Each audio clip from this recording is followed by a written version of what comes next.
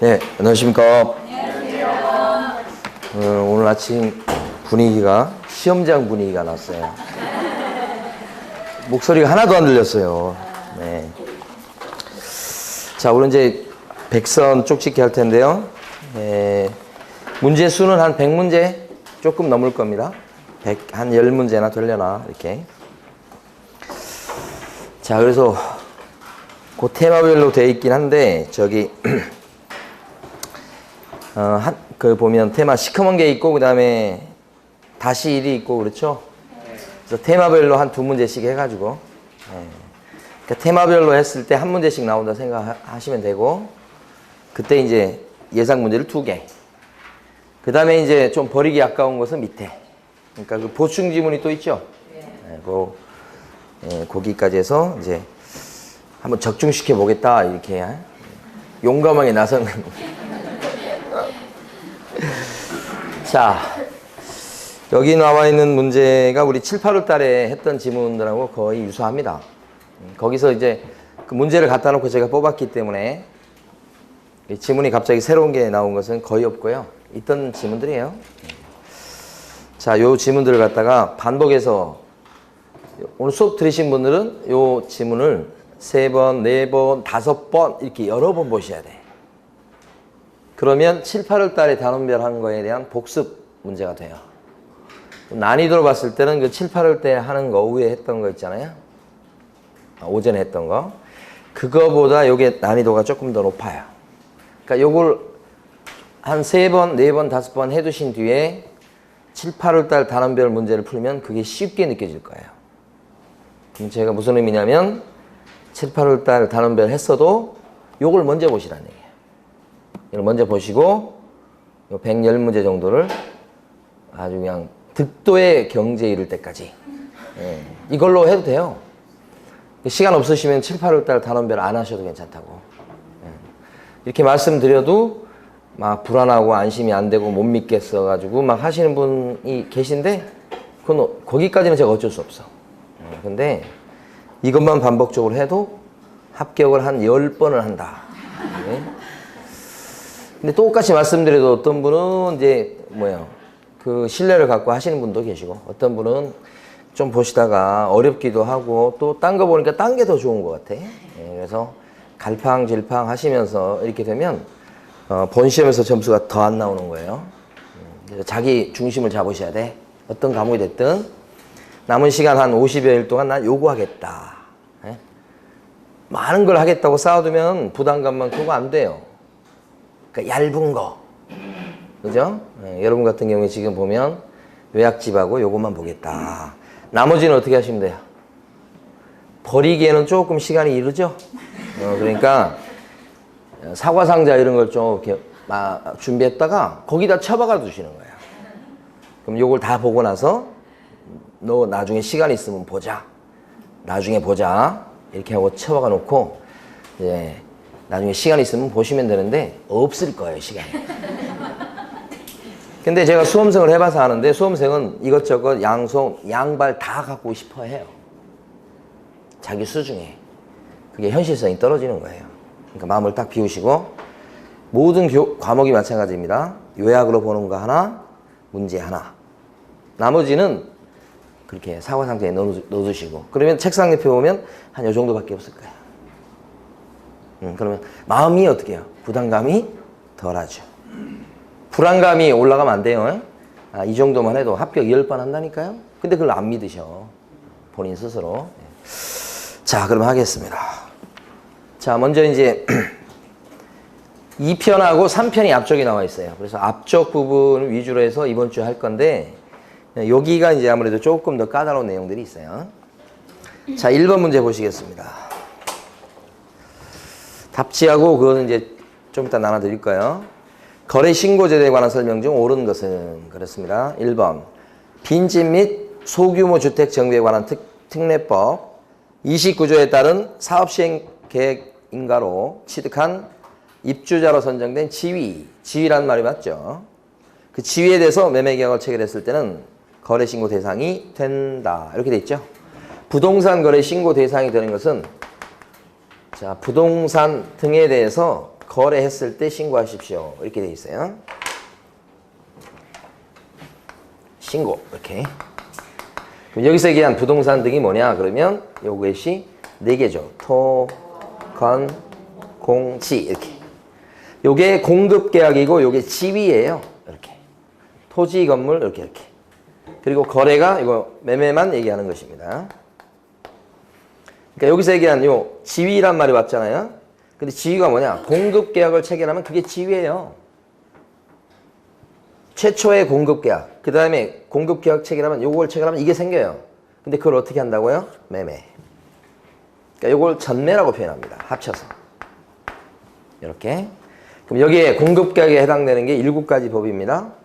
그래서 도시, 공공, 주택, 분양, 산업은 신고해야 되겠습니다. 이런 뜻이에요. 그래서 요게 도시 및 주거환경정비법. 요게 도시개발법. 2개입니다. 공공주택특별법. 요게 주택법. 요게 택지개발촉진법. 요게 건축물 뭐예요? 분야에 관한 법률. 그 다음에 요게 산업입지 및 개발에 관한 법률. 해서 요 2개니까 총 7가지가 됩니다. 여기에 하나 추가되는 게 뭐냐면 요 빈집법이에요. 여기서 요게만 나오는 게 빈집법이에요. 빈집 특례. 그죠? 요거 하나만 추가로 더 기억하시면 끝. 요 7가지가 그대로 공급계약 체결하면 요리 바뀌어요. 근데 여기는 안 나오는데 여기만 나오는 게 뭐냐? 요쪽에만 나오는 거. 바로 1번 지문이에요. 빈집. 이렇게 돼서 거래 신고 대상이 되는 것은 토건, 공지, 그 다음에 세부적으로 들어가면 이렇게 해서 빈집까지. 1번이 정답이에요. 자, 2번은 개업공인중개사가 매매계약서를 작성 교부했을 때는 개업공인중개사의 등록관청에 거래 신고해야 된다. 여기 신고할 때는 어디 가서 합니까? 그러면 신고는 신고관청에 가서 하고 언제나 이제 테마는 등록관청 그러면 안 되죠. 등록관청이 아니고 신고관청. 부동산 등 소재지 관할 시장군수구청장을 얘기합니다. 자, 3번. 부동산 거래 신고할 때는 신고서에다가 서명 뭐 하죠? 또는 날인입니다. 부동산 거래 신고 제도는 서명 또는 날인해서 신고하는 거다. 신고서에다가요. 미시 아니죠. 4번. 거래 신고를 받은 관청은 신고 내용을 확인한 후 신고한 사람한테 신고 필증을 어떻게 줍니까? 지체 없이 발급이요. 지체 없이입니다. 즉시 아니고요. 이렇게 지체 없이 발급. 출제가 유력합니다. 즉시 그러면 안 돼요. 중개사법에서는 즉시란 말은 거의 없어요. 5번. 신고 내용을 조사한 경우 신고관청은 조사 결과를 매월 1회 국장에게 보고한다. 틀렸죠? 이거 실급필증 들어가면 이것 갖고 등기 치고요. 등기 내는 것과는 별도로 신고된 내용이 맞는지 검증하게 됩니다. 누가 검증하죠? 바로 신고관청이 검증. 그 검증 결과를 갖다가 누구한테 보고하게 돼 있어요? 시도지사한테 보고. 그러면 시도지사는 이번에 또 누구한테 보고합니까? 국장에게 보고. 근데 보고는 보면 매달 보고입니다. 매달. 특히 매월 1회라고 나와 있는 조문은 여기서 나옵니다. 매월 1회 보고한다. 그러니까 시도지사는 신고관청으로부터 보고받은 내용을 취합을 해서 매월 1회 국장에게 보고한다. 어쨌거나 이 보면 요렇게 보고한다고 하면 안 되겠죠? 5번처럼? 건너뛰면 안 되겠다. 그리고 여기 이제 검증 결과를 신고관청은 또 어디에 통보해 주게 돼 있어요? 관할 세무서장한테 통보. 요것도 있긴 하죠. 자, 정답 1번이고요. 1-1번 보시겠습니다. 옳은 것은 1번. 소속 공인중개사가 부동산 거래계약 신고서의 제출을 대행하는 경우에는 제출 대행하는 방법도 있죠. 개업공인중개사는 신분증명서 4번이 첨부된 위임장을 제출해야 되겠다. 그랬습니다. 여기 보면 신고를 누가 하느냐와 관련해서 당사자가 신고 의무가 있는 경우가 있고 개공이 신고 의무가 있는 경우가 있고 2종류. 여기 아니면 여기. 어떻게 신고하느냐 그랬을 때 방법도 2가지입니다. 직접 제출하는 방법이 있고 제출 대행하는 방법이 있고 2가지죠. 이렇게.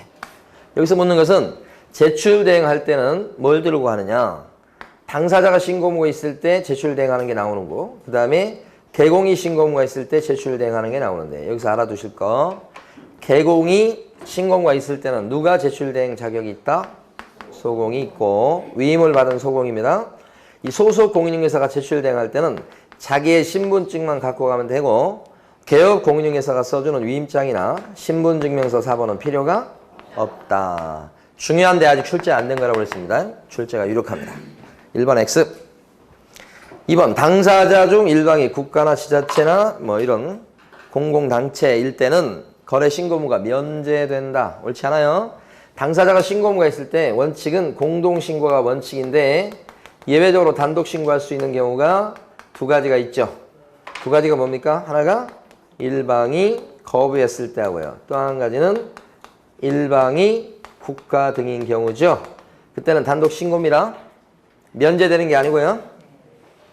그 다음에 일반이 거부했을 때 중요한 특징은 신고한 내용에 대해서는 신빙성이 떨어지니까 일반이 거부해서 단독 신고할 때는 추가로 어떤 걸 내야 됩니까? 거래계약서 사본을 낸다. 그것까지 했었죠. 자, 그래서 2번 틀리고 3번 개업 공인중개사가 거래 신고를 하는 경우 신고서에다가 당사자도 서명 또는 날인해야 된다. 그런 거 아닙니다.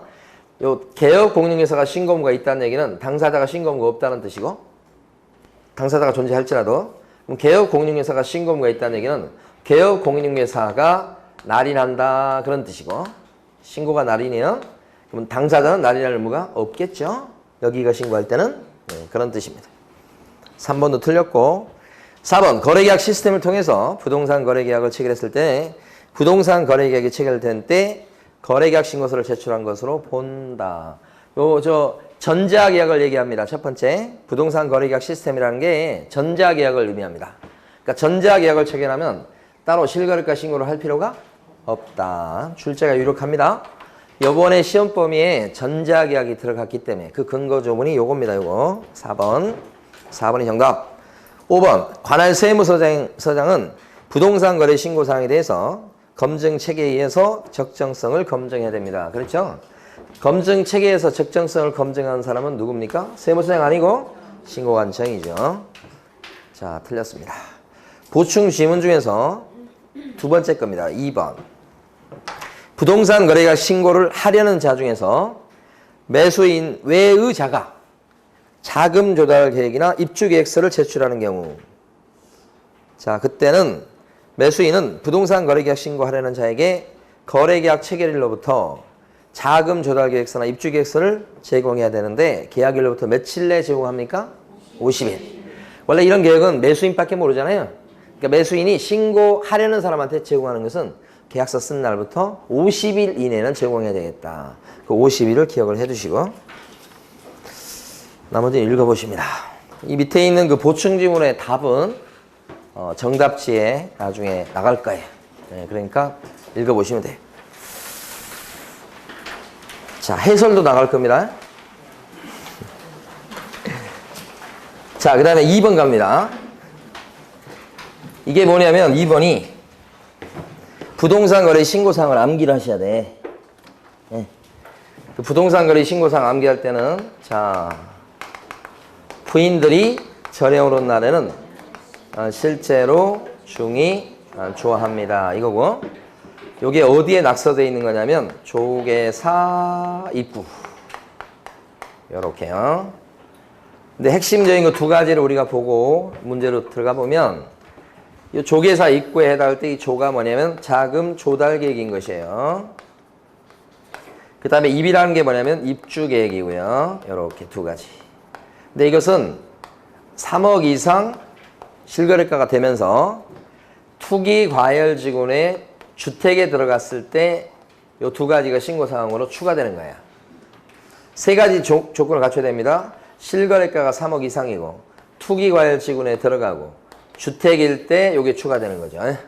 그래서 이걸 암기하실 때 3억 이상 과열주택이다. 요럴 때만 요 두 가지가 신고사항이 된다. 이게 첫 번째 중요한 포인트고 제일 중요한 거예요. 그 다음에 여기 보면 요 중자 있죠? 중개사의 인적사항과 등록사항입니다.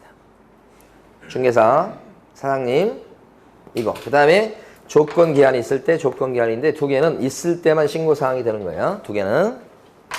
특히 시험에서는 중개사 인적사항과 등록사항 요거 꽤 의미가 있어요. 당사자가 신고한다 그랬을 때는 이건 필요 없어요. 개공이 신고한다 그랬을 때 필요한 거예요. 신고서에.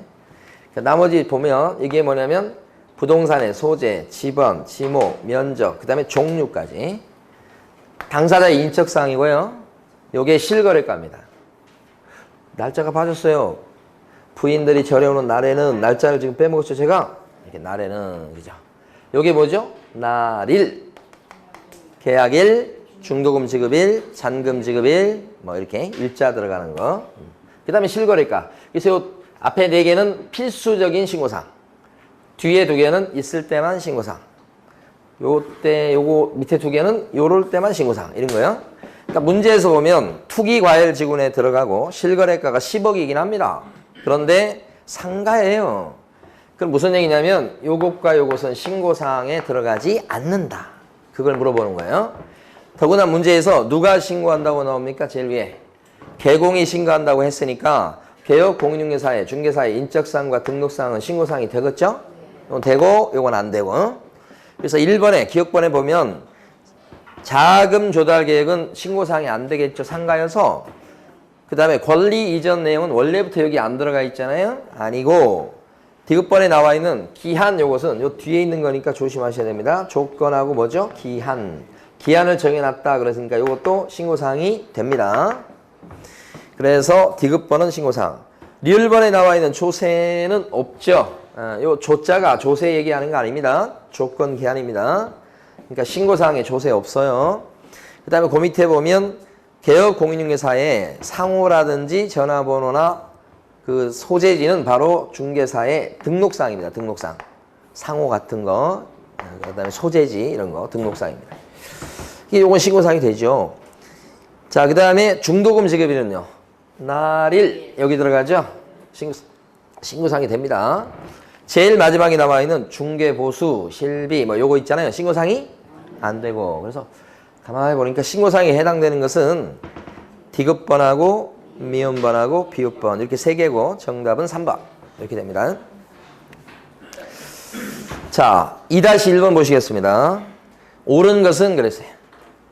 계약 대상 면적은 실제 거래 면적을 적되 건축물의 면적은 집합 건축물일 때는 무슨 면적을 적죠? 집합 건물은 같은 지읒자 전용 면적. 단독주택처럼 그 밖에 건축물일 때는 연면적. 바뀐 거죠? 한 4차례, 5차례 나왔던 겁니다. 2번 소재지를 적을 때는 지번까지 적는데 가로 안에 있는 것처럼 아파트 같은 집합 건물일 때는 동호수까지 적는다. 맞죠? 여기는 맞는데 그 뒤에 보면 지목이나 면적, 대지권 비율은 토지 대장상에 지목이나 면적, 대지권 비율을 적습니다. 그랬죠? 여기서 뭐가 틀린 거예요? 대지권 비율. 대지권 비율은 뭘 보고 적습니까? 등기부. 그죠? 그거 아직 시험에 안 나온 부분. 3번 자금 조달 계획 및 입주 계획란은 투기과열지구에 소재하는 주택으로서 실거래가가 3억 이상인 주택을 거래하는 경우에 계획서를 신고서와 함께 제출하는지 아니면 매수인이 별도로 제출하는지 둘 중에 하나를 체크 표시하시라. 그런 겁니다. 요거 낼 때는 매수인이 직접 내는지, 그죠? 아니면 매수인이 신고하려는 사람한테 제공해서 내는지 둘 중에 하나. 만약에 3억 이상 과열주택이 아니라면 그 칸에서 해당 없음 칸에 체크 표시하게 돼 있다. 그건 기출문제입니다. 여기 안 나왔지만 해당 없으면 해당 없음, 있으면 매수인이 내는지 아니면 신고하려는 사람이 같이 내는지 신고서랑 그 셋 중에 하나를 체크 표시하시라. 뭐 이런 취지고. 맞습니다. 3번이. 4번 거래 대상의 종류가 공급 계약 또는 전매인 경우 이렇게 돼 있습니다. 요거잖아요. 요거 삼각형으로 기억하시고 요 지위 매매가 뭐라고 그랬습니까? 전매. 그래서 거의 지위를 전매라고 생각하셔도 괜찮습니다. 그래서 위에 토지 건물은 위에 여기 있잖아요. 부가세 제외고 밑에는 부가세 포함. 그래서 제외된다고 했으니까 틀립니다. 공급 계약이나 전매는 뭐예요? 부가세 포함. 자, 5번 물건별 거래 가격란에는 둘 이상의 부동산을 함께 거래할 때 각각의 부동산별 거래 금액의 합계 금액을 적습니까? 합계란 말 오면 안 되죠. 이렇게 물건별 거래 금액이다. 이렇게 오면 각각의 부동산별 거래 금액을 적습니다. 이렇게 나오고 총 실제 거래 가격이라고 해서 총자가 앞에 나오면 실제 거래 가격이다. 실제 거래 가격. 이렇게 나오면 뒤에는 각각의 부동산별 거래 금액에 어떤 금액을 적죠? 합계 금액을 적습니다. 이렇게. 끝이 이걸로 끝나야 됩니다. 여기도 총 실제 거래 가격도 각각의 부동산별 거래 금액까지는 똑같이 나와요. 근데 끝에가 뭐가 나와야 돼요? 합계 금액. 이렇게 끝에가 이렇게 와야 된다는 거. 여기는 똑같아요, 위아래. 그럼 여기서는 보니까 물건별 그랬는데 뒤에 보니까 이 뒤에가 합계란 말이 오면 되겠어요, 안 되겠어요? 안 된다는 얘기예요, 지금. 5번이 어디가 틀린 거예요? 끝에 머리에 합계 금액을 적습니다가 나오면 안 되고 각각의 부동산별 거래 금액을 그냥 적습니다. 이렇게 해야 돼. 틀린 이유 아시겠죠? 출제가 유력합니다. 또 틀렸다고 울면 안 되고. 자, 그러면 이제 3번 문제로 가시겠습니다. 외국인 특례입니다. 외국인 특례로 가봅니다. 부동산 거래 신고 제도가 2문제 정도 출제가 되죠, 매년. 자, 외국인 특례는 한 문제가 출제됩니다. 자, 거기 나와 있는 그 3번 문제 보시면 1번 사원 또는 구성원의 2분의 1이 대한민국 국적을 보유하고 있지 않아요. 그러면 외국인 등에 해당이 돼야 한대요. 딱 절반이 한국 국적을 갖고 있지 않습니다. 외국인 이렇게 돼요. 그러면 외국인 등에 해당이 된다. 2분의 1 이상이 외국 사람일 때 규제한다고 그랬죠? 그러니까 외국인 특례는 외국인 등이 부동산 등에 대해서 소유권을 취득할 때 그때 규제하는 거고 그 규제하는 내용을 가만히 보면 허가 받으시오 요것이 조금 있고 나머지는 신고하시오 이런 거 아니에요? 대부분 신고고요. 이렇게 부동산 등 그 다음에 소유권 등 이 외국인 등에는 지금 나온 것처럼 자 구성원의 절반 이상 임원의 절반 이상 의결권의 절반 이상 자본금의 절반 이상 앞에는 하나도 중요하지 않다고 그랬어요. 다 맞게 나오니까 요걸 기억하셔야 돼. 이상이니까 딱 절반만 외국 사람이라도 외국인에 들어간다. 요 얘기고. 2번.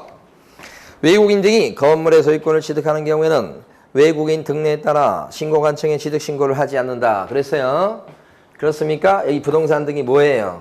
이게 바로 토, 건, 공, 지예요. 세부적으로 들어가면 허가는 무조건 땅에 대해서 허가받는 것밖에 없어요. 건물 없어요. 근데 여기 가면 똑같이 토, 건, 공, 지니까 건축물 남았죠? 건축물 남았죠? 취득신고 해야 되는 거예요. 2번 틀렸죠? 건물 취득이라고 해서 취득신고 할 필요 없다. X. 3번 외국인이 국내 토지를 증여계약으로 취득했을 때는 취득일로부터 60일 내 신고관청에 신고해야 되겠다. 그렇게 돼 있죠? 여러분 세법 시험에 증여 나옵니까? 증여세가 여러분 세법 시험 범위에 들어가요? 저는 시험 범위 안 들어가는 거 알고 있는데 언제 여러분들이 시험 범위 넣어놨어요 지금. 나중에 가시게 되면 여러분 증여 그 다음에 또 상속세도 안 들어가죠. 나중에 시험 끝나고 나시면 그거 공부하셔야 돼. 부동산에 앉아있으면 와가지고 물어보는 게 증여, 상속을 물어봐요. 취득세 그거 시험에 들어가는 거 취득세는 그냥 표만 보면 다 나와. 그건 취득세 전문가는 없어요. 세무사 중에. 근데 양도세라든지 뭐 증여세 뭐 이런 것들은 전문가가 따로 있어요. 그거. 양도세가 물론 제일 규모가 크지만은 여러분 시험 끝나고 나서 이제 자격증 따시면 그 공부 따로 하셔야 돼요. 꼭 하셔야 돼. 그렇지 않고는 사무실에 앉아 있을 수가 없어요. 사람들이 계속 물어봐 와서. 그래서 그런 거예요. 자, 증여입니다. 이때 보면 신고하는데 요게 계약을 원인으로 취득했을 때는 60일. 그죠? 계약 외에 원인일 때는 6개월. 그 다음에 국적이 바뀐 경우도 요것도 6개월. 그거죠, 지금? 그럼 증여는 어디에 들어갑니까? 셋 중에. 계약. 그러니까 이때는 계약서 쓴 날부터 60일 내 신고 이렇게 되는 거지. 거기 보니까 3번에서는 취득일로부터 그거 틀렸죠? 취득일은 소유권 취득일이니까 계약서 쓰면 소유권 취득합니까? 아니요. 등기 넘어와야 취득하는 거 소유권. 그러니까 요 계약일과 거기 나온 취득일은 달라요. 취득일은 여기서 나옵니다. 계약 외 원인일 때 여기서 이제 취득일로부터 6개월 이렇게 나온다고요. 응? 외 원인일 때 상속, 경매 그때가 여기가 취득일이에요. 요건 취득일, 여기는 계약일. 구별하시라고요. 자, 그 다음에 네 번째 토지거래 허가구역 내 토지거래 계약에 관한 허가를 받으면 외국인 특례에 따른 취득허가는 필요가 없다. 요겁니다. 토지거래가 받았다. 외국인 특례사항의 취득허가는 필요가 없다. 요게 센 거. 예, 이거 더 이상 필요 없어요. 이거 받으면.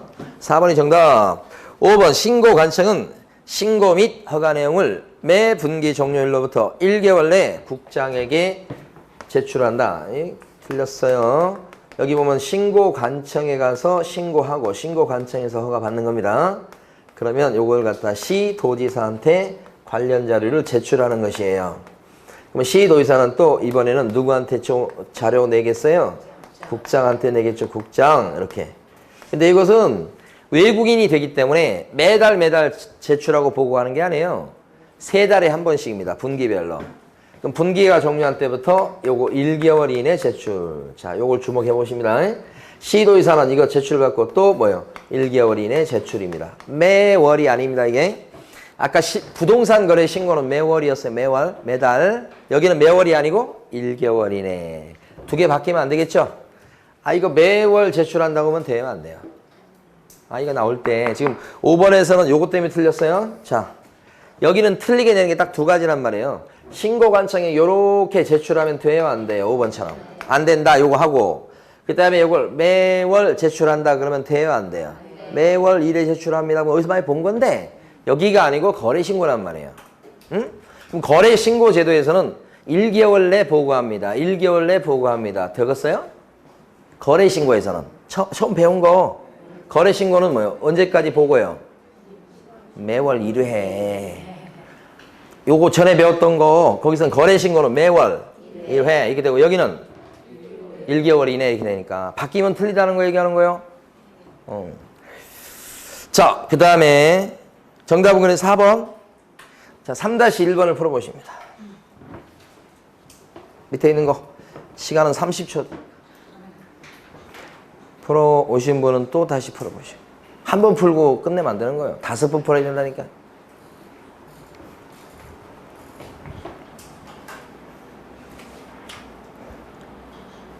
자, 1번은 경매니까 여기 계약 외 원인으로 들어갑니다. 경매는. 그러면 이때는 6개월 내 취득신 거죠?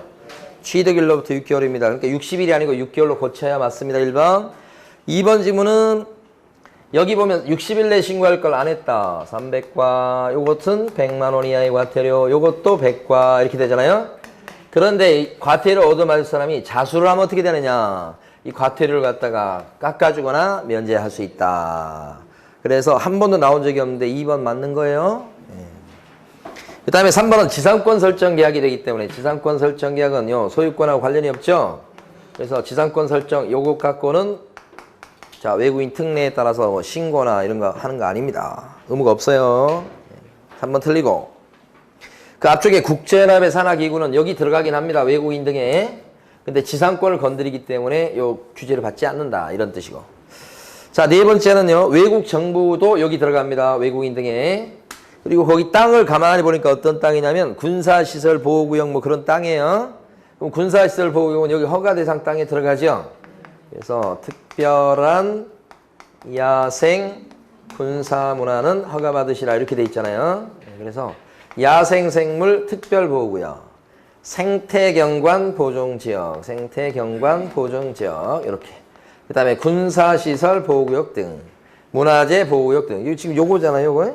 이게 들어가면 사전에 허가 신청을 넣어서 여기다가 허가 신청 넣어서 그 다음에 허가를 내고 그 다음에 계약서를 쓰십시오. 뭐 이런 뜻이에요.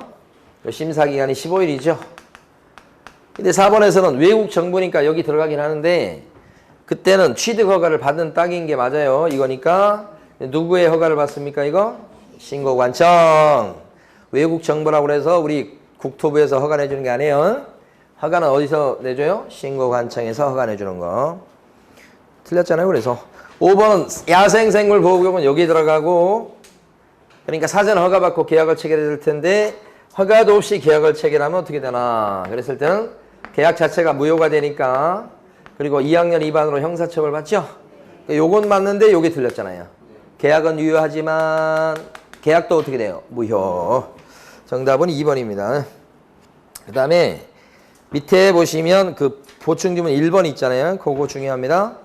예, 시험에 많이 나오는 거 이거요. 부동산 거래 신고했다. 외국 사람이. 이 부동산 거래 신고 의무 규정이 적용되면 외국인 특례했다는 취득신고 의무 규정은 적용되지 않는다. 그러니까 토건 공제에 대해서 여기서 만약에 매매 계약을 체결했다고 해봐요. 그때는 거래 신고 의무가 생기는 겁니다. 매매면. 응? 매매 계약일 때는. 그러니까 그때는 이걸 하게 되고 이건 따로 적용이 없게 돼요. 그래서 여기서 계약은 매매가 빠지고 아까 나왔던 증여나 교환 이런 것들이 이제 나오는 거예요. 매매가 빠진 이유는 이것 때문인 거예요. 응? 이제 지금 머리 쓰면 안 되는데 이건 그냥 쉬운 건데 시험에 엄청 많이 나왔던 거예요. 이거 적용되면 이건 필요가 없다. 보충지문 1번 밑에 거. 처음 듣는 표정은 굉장히 부담스러워요 지금. 처음 듣는 거 아니죠? 자, 그 다음에 이제 4번 갑니다. 토지거래 계약 허가에 관한 내용 설명 중 옳은 것은 뭐 그랬습니다.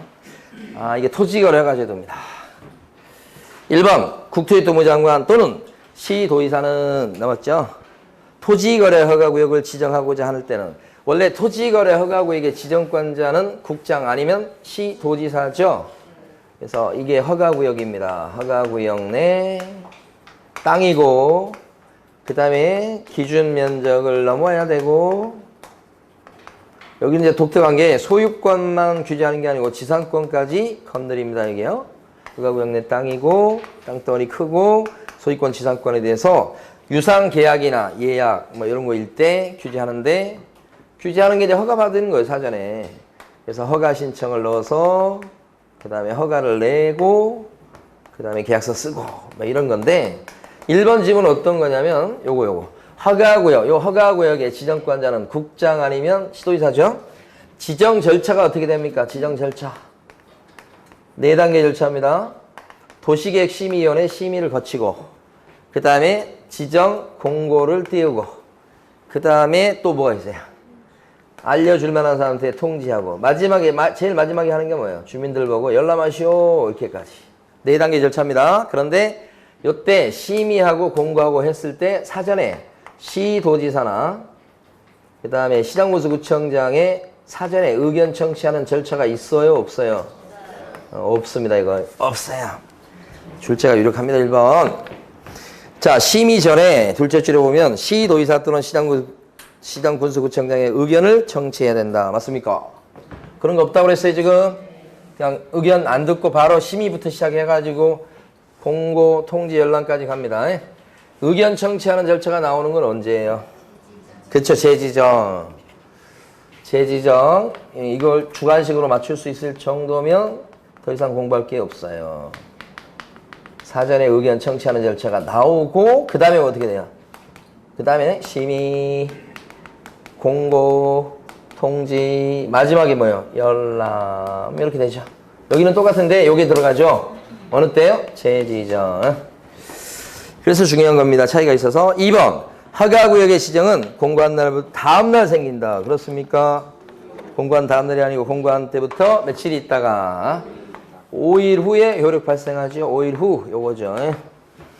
자, 3번 국장 등이 특별히 따로 허가 기준을 정한 경우가 아니라면 녹지 지역 내 임야의 면적입니다. 600제곱미터인 경우에 토지거래 허가를 받지 않아도 된다. 그렇습니까? 지금 요게요. 도시지역일 때 하고 그 다음에 비도시지역일 때 하고 다르단 말이에요. 농림지역이라든지 관리지역 같은 비도시지역일 때 하고 여기는 지목 가지고 따지지만 여기는 용도지역 가지고 따지는 거 아시잖아요. 용도지역이 주거지역일 때는 180초가 상업지역일 때는요 200초가 공업지역일 때는 660초가 또요 녹지지역일 때는요 100초가 이렇게 되고요. 미지정지역일 때는 90초가 이렇게 되죠. 여기는 지금 녹지지역 내 임야예요. 그럼 녹지지역은 요 도시지역이 들어가기 때문에 100만 넘어가도 뭐요? 허가 받죠? 600이니까 허가 받아야 되겠어요? 네, 근데 만약에 녹지지역 내 임야가 아니고 관리지역 내 임야 그러면 어떻게 되나요? 허가증 받을 필요가 없다. 관리지역은 비도시의 지역이더라고. 그때는 지목상 임야가 이렇게 되면 1000초가가 돼야 됩니다. 농지일 때는요. 절반인 500초가 이렇게 되고요. 기타 지목일 때는 요 절반인 250초가 이렇게 되니까 자, 한 지문 정도는 무조건 나온다고 생각하시면서 대비를 해 두실 필요가 있습니다. 3번 X죠. 4번 허가구역의 지정 당시의 기준 면적을 초과하는 토지는 분할하고 나서 최초 계약일 때는 초과한 토지로 본다. 그렇습니다. 만약에 허가구역으로 지정되고 나서 그리고 나서 쪼개서 팔 때 요건 기준 면적보다 이하니까 그때는 허가증이 필요 없다. 그러면 토지거래 허가제도는 별 의미가 없어요. 왜 그렇죠? 다 쪼개서 파니까. 그렇죠? 그래서 첫 번째 거래할 때는 초과한 땅으로 본다 이거죠. 쪼개놔도. 4번이 정답. 5번 민원 처리에 관한 법률에 따른 처리 기간에 허가증의 발급 또는 불허가 처분 사유의 통지가 없거나 선매 협의 사실의 통지가 없을 때는 그 기간이 끝난 날에 허가가 있는 것으로 본다. 예, 이게 뭐냐면 허가 신청이 들어가면 요 민원 처리 기간이 15일이랍니다. 원래는 15일 내에 실수요 목적일 때는 허가를 내주고 투기 목적이 있다고 판단되면 불허가 통지를 한다. 둘 중에 하나를 원래 하는 겁니다. 요거 아니면 요거. 그런데 이제 또 뭐 또 할 수 있냐면 15일 이내에 그거 살 사람이 있을 것 같아 라고 옆으로 빼놓을 수도 있다는 얘기죠. 이걸 뭐라고 그래요? 선매협의. 그래서 통지하게 돼 있어요. 이 15일 내에 옆으로 빼놓거나 허가 내주거나 불허가 통지하거나 셋 중에 하나를 해야 되고 만약에 15일 내에 요 셋 중에 하나를 안 하면 어떻게 됩니까? 민원 처리 기간이 15일이 끝난 날 다음 날이란 말이 빠져서 틀린 겁니다. 다음 날에 어떻게 돼요? 허가 있는 것으로 의제. 다음 날이 꼭 들어가야 됩니다. 5번 틀린 거 아시겠죠? 네, 자, 밑에 4-1번을 풀어보십니다.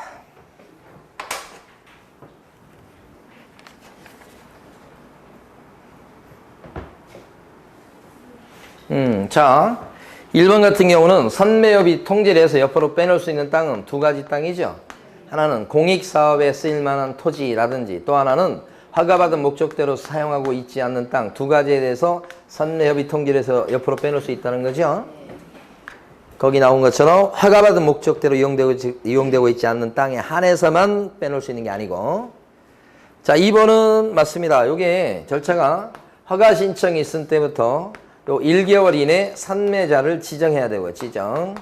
지정이 되면 그때부터 다시 또 1개월 이내 선매 협의를 완료시켜야 됩니다. 근데 중요한 것은 선매자가 지정된 때부터 자 동그라미 3번요. 2번은 맞는 거예요. 3번 보면 지정된 때부터 언제까지 선매 협의를 개시해야 됩니까? 시작해야 됩니까?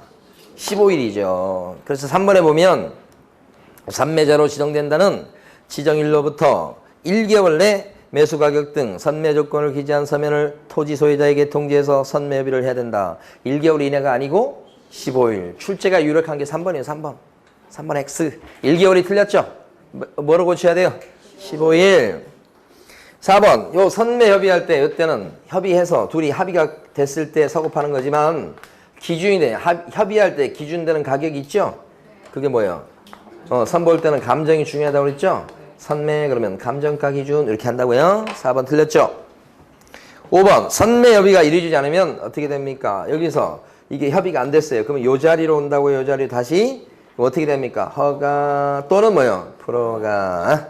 무조건 불허가 틀리고 무조건 허가 틀리고 허가 또는 뭐요? 불허가. 그래서 5번도 틀렸죠. 자 오른쪽에 가시면 이제 5번 문제가 나옵니다.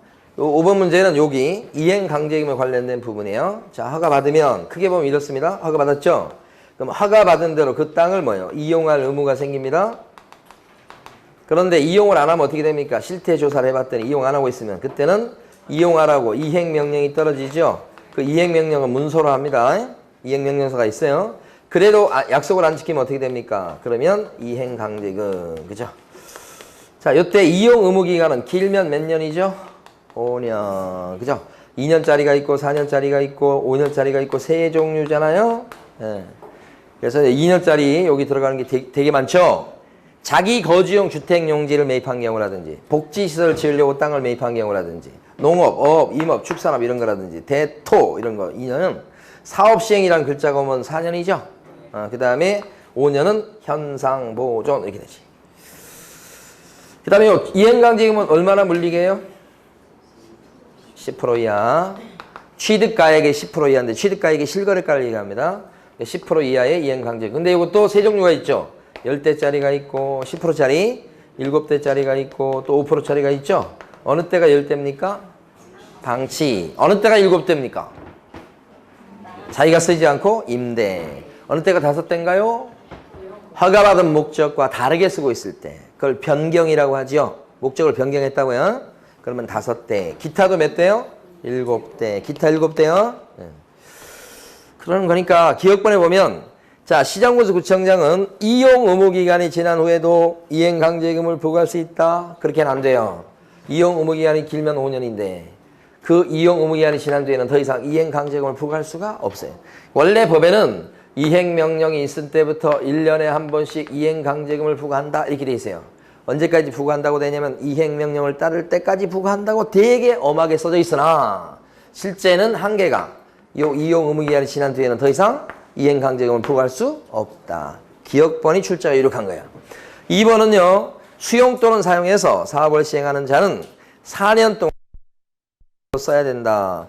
여기 보면 사업 시행 이 말로 몇 년이라고 그랬어요? 4년. 요거 맞는 거고. 디귿번 토지거래계약 허가를 받아 토지를 취득한 자의 당초의 목적대로 이용하지 않고서 방치시켜놨다. 방치. 몇 대? 7대 아니고 10대입니다. 100분의 10에 상당하는 금액의 이행강제금 부과. 1번 시장군수구청장은 이행명령을 받은 자가 그 명령을 이행했을 경우에도 명령을 이행하기 전에 이미 고지서가 나간 이행강제금은 걷어야 되겠죠? 이미 부과된 건 징수해야 됩니다. 새로운 이행강제금은 못하겠지만 이행명령을 이행했으니까 이거 맞고 미음번 이행강제금 부과 처분을 받은 자는 고지 받은 때부터 1개월 내 이의제기한다. 이행강제금에 대해서 요거 불만 있는 사람은 언제까지 이의제기하시라? 요것이 30일이에요. 자, 구별할 것은 불허가에 대해서 불만이 있는 사람도 이의신청할 수 있죠. 불허가에 대한 이의신청할 때는 언제까지요? 1개월 이내. 그거잖아요. 만약에 불허가에 대해서 또 적극적으로 그러면 너가 사라 그렇게 나올 수도 있죠. 그럼 사줘야 되죠. 어떤 금액 기준에서 사주게 돼 있습니까? 공시지가 기준이죠. 이것도 언제까지 매수 청구할 수 있어요? 1개월 내에. 요 그림을 그대로 기억하시고 요 이행강제금에 대한 이의제기는 30일이고 오른쪽에 나와 있는 불허가에 대한 요런 각종 구제수단은 전부 다 1개월이니까 이쪽 오른쪽이 길어요. 왼쪽이 좀 짧은 거라고 생각하시고 30일. 여기는 뭐예요? 1개월. 두 개 바뀌면 안 되는 거죠? 그래서 정답은 여기서 옳은 것을 고르라고 했으니까 니은번하고 리얼번이어서 정답은 5번입니다. 자, 5-1번을 갖다가 제가 풀 기회를 드릴 텐데 칠판을 보시고 포상금입니다. 2편의 포상금은 2편입니다. 2편. 포상금이 걸려있는 사람이 거허목입니다. 큰 나무, 거허목 이렇게. 그래서 거짓 신고를 한 사람을 신고하게 되면 포상금을 준다. 실거래가 신고를 허위로 한 사람. 토지거래 허가를 받지 않고 계약을 한 사람을 신고 고발하면 포상금 준다. 목적대로 이용 안 하고 있는 사람을 신고 고발하면 포상금 준다. 이렇게. 세 사람이 포상금이 걸려 있어요. 세 사람만. 근데 이 사람들은 어떤 제재를 받느냐를 보면 거짓 신고한 사람은 5% 이하의 과태료입니다. 허위 신고는 이것도 알고 계셔야 돼요. 5% 이하의 과태료. 허위 신고는 토지거래 허가를 받지 않거나 속여서 받았을 때는 2년 이하의 시역이나 30% 이하의 벌금이에요. 공시가 기준에서. 자, 목적대로 이용 안 한 경우는 지금 뭐예요? 목적대로 이용 안 하고 있다 그러면 어떤 거죠? 이행강제금. 이행강제금 얼마나 부과해요? 10% 이하의 이행강제금이죠. 방금 전에 했던 거잖아요. 10% 이하입니다. 이하를 생략시켜 놓은 겁니다. 전부 다. 자, 이랬을 때 포상금은 언제 주느냐? 이럴 때는 과태료가 매겨지고 이거 그리고 증거자료를 제출했어야 됩니다. 입증자료를 제출했어야 돼요. 이게 어렵죠. 입증자료 내는 것이. 그래서 이것은 포상금을 줄 때 되게 많이 줍니다. 지금 부가과태료에 이 부가과태료에 20%나 떼어줘요. 그래도 국가 입장에서는 남는 장사라고 보는 겁니다. 부가과태료 얼마를 떼줘요? 20%. 나머지 80%는 국가가 먹잖아. 그러니까 20%나 떼어줘. 다만 1,000만 원 넘을 수 있다 없다? 없다. 이렇게 되고 시험 출제권이 20% 여기에 집중되는 거야. 자, 그 다음에 허가받은 목적 토지거래가 안 받았다 이렇게 되면 이렇게 되죠. 형사처벌이 되나서 언제 주냐면 공소 제기되었을 때 준단 말이야. 아니면 기소유예 결정을 받아도 준다. 둘 중에 하나. 유죄 판결까지 받는 건 아니야. 얼마 줘요 근데? 50만 원. 얼마 안 됩니다. 형사처벌인데도 얼마 안 돼요 여기는. 자, 허가받는 목적대로 이용 안 하고 있다. 이렇게 되면 이행강제금 부과하죠. 10% 이하의 이행강제금. 언제 줍니까 이거? 이행명령이 있게 되면 주는 거죠. 이행명령이 있을 때 요때 준다고. 요때 보상금 준다고. 요때. 이때 주는 게 아니고. 이행명령만 떨어져도 준다. 이행강제금이 부과돼야 주는 게 아니고. 요것이 핵심이고. 액수는 얼마죠? 50만 원. 그런데 이러한 2편의 보상금은 접수받은 때부터 여기 이제 뭐 신고 관청이나 허가 관청이 2달 내에 주도록 되어 있습니다. 지급이고 국고에서 보조하는 제도가 있어요? 없어요? 없고 특히 여기 특징은 위반행위 관련자라든지 아니면 익명이나 가명으로 신고 고발한 사람 그 다음에 관련 공무원 이런 사람들은 보상금을 지급하지 아니할 수 있다. 무조건 안 준다는 건 아닌데 안 줄 수도 있다. 풀어보십니다. 밑에 5-1번 여기까지 하고 쉬겠습니다.